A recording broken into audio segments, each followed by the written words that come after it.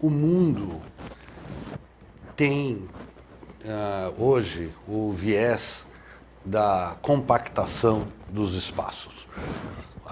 O conceito da cidade compacta está presente em todo o primeiro mundo. O custo da terra é cada vez maior em todo o mundo.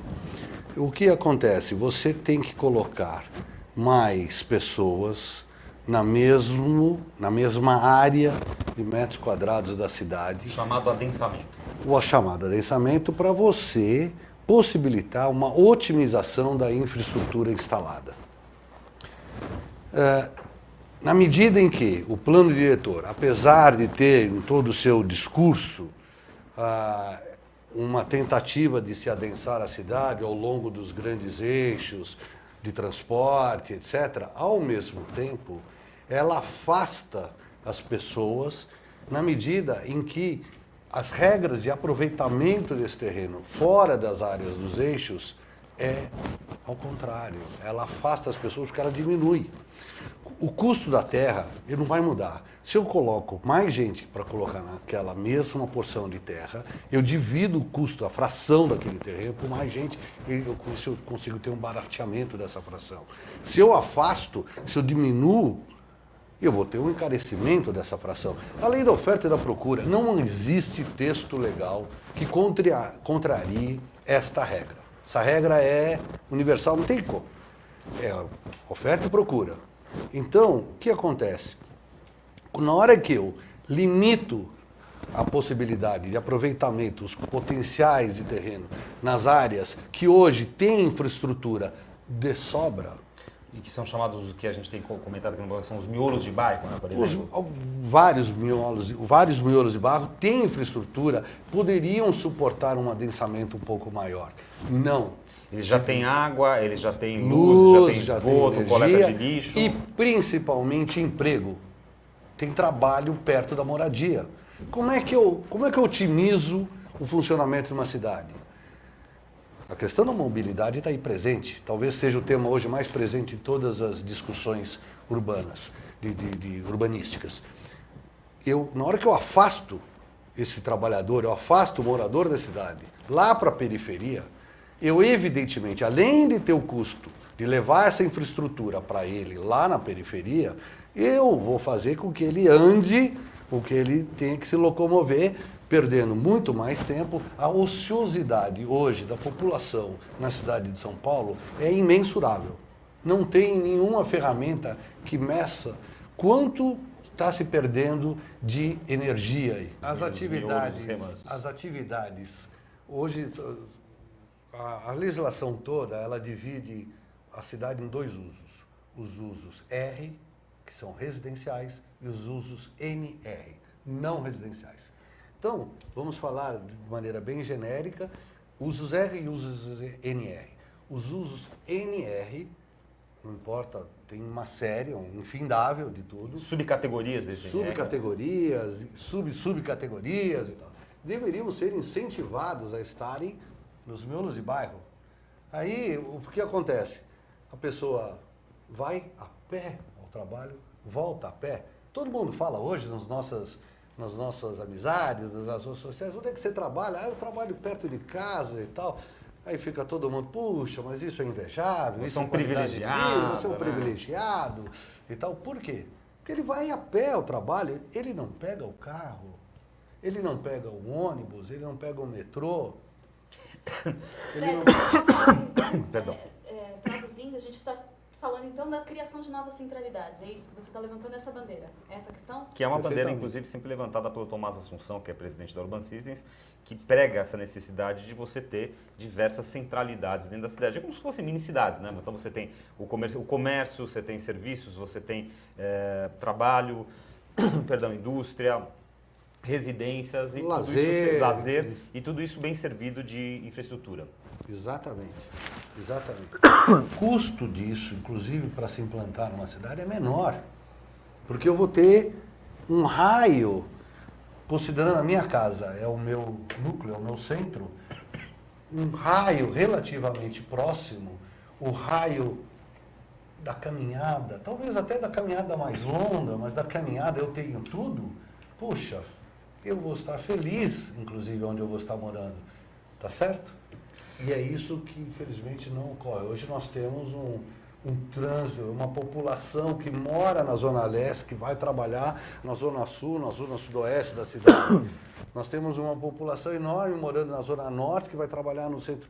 Sabe, os deslocamentos são imensos. Basta ver como funciona o metrô. Agora, Fred, você tocou num tema muito importante que é da São Paulo irregular. Você acredita que faltam ferramentas para o entendimento das pessoas e qual a necessidade do público final entender um pouco mais esse processo e de que forma isso poderia acontecer? Bom, se fosse Bidu, né? Evidentemente que a gente está falando de uma questão cultural, né? Então, nós temos, infelizmente, uma camada da população aí de baixo nível de informação, de baixo nível cultural, e por questões de educação, etc., e que tem dificuldade para entender esse cipoal de legislação que eu estava falando. E que luta por seu metrinho quadrado. Então, que com muito custo ele tentou. Ele não tem dúvidas, ele não hesita, momento algum, de ir com a sua construção até o máximo da calçada, onde ele permitir. Se sobrar uma calçadinha de 1 metro, ele vai, ele constrói para cima, ele gruda no vizinho, Nós estamos falando de permeabilidade do solo, por exemplo, que é uma questão importante. São Paulo não agora, com essa seca, mas a questão da inundação. São Paulo, ela tem um solo muito impermeabilizado, ok? Onde inunda? Nos jardins. Por que não inunda nos jardins? Que é um lugar baixo, é um lugar que antigamente era um grande pântano na história da cidade. Quando você chega ali no finalzinho da rua Estados Unidos ali, dali para até o Rio Pinheiros, ali era um pântano. Era um grande pântano. O que é o pântano? Tem um solo que é pouco permeável, um solo que não absorve muita água. Mas lá não inunda. Mas como assim? Mas lá, sei lá, Vilinho Cunha. juntas, inunda. Ah, mas isso é porque tem sofá, televisão, animal morto, tem tudo que se possa na boca de lobo. Isso é um fator? É um fator, sem dúvida. A prefeitura é o maior impermeabilizador de solo, lógico. Tem que... Sistema viário. Sistema viário. As calçadas. Mas... E os lotinhos? Eu vi de hoje que entrevista o arquiteto Luiz Frederico Rangel da Uniarc Arquitetura, trazendo uma visão do arquiteto, de quem está diretamente projetando esse novo plano diretor. Mas antes da gente terminar, a Sandra Lanza vai nos trazer o resultado da nossa enquete, que já estou consultando aqui online o resultado, que pergunta hoje qual a sua visão em relação ao planejamento da cidade de São Paulo para os próximos 16 anos. Sandra, conta pra gente o resultado. Olha que interessante o resultado. 22% disseram problemas sempre farão parte dos grandes centros urbanos. Essa é a turma do meio termo, né? Exatamente. E nós tivemos um empate aí entre o primeiro e segundo lugar. 39% disseram pessimista em relação ao planejamento, só vai piorar. E 39% também disseram otimista em relação ao planejamento. Encontraremos soluções adequadas. E você, Fred, tá em qual lado aí? E qual a tua visão desse resultado? Ou os otimistas? Bom, eu sou um cara otimista por natureza, então eu procuro ser sempre otimista. E nunca ter uma visão pessimista do futuro. Eu quero crer que o plano diretor, ele é, para ser breve, ele é 60%, 65% correto e o resto incorreto. O que dá esse mix eu não sei exatamente. Eu acho que em alguns pontos, em alguns trechos da cidade, ele vai ser positivo, em outros trechos os efeitos serão nefastos. Porém, ainda estamos num ponto, nós temos que aguardar a legislação de zoneamento. Nós estamos num ponto que a regulação, né, da legislação ainda pode nos dar um... Pode ainda corrigir, ela ainda pode trazer, ela ainda pode corrigir certos viés que estão né, que estão assim, de uma forma muito genérica colocadas no plano diretor. O plano diretor, diferentemente do anterior, ele já atuou efetivamente em zoneamento. Ao longo dos eixos estruturadores, ele já definiu o zoneamento. Então, resta o restante da cidade. Quanto é esse resto da cidade?